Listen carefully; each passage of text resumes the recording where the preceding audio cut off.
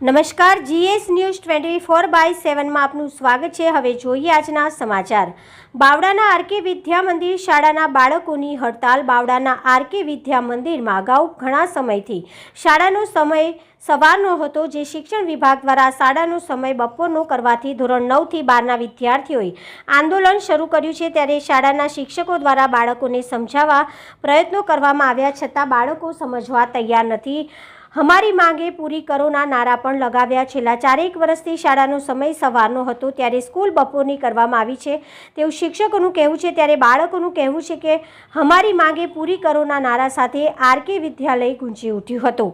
Reporter ગંભીરસિંહ Dabhi, Gujarat secure news, Bawada.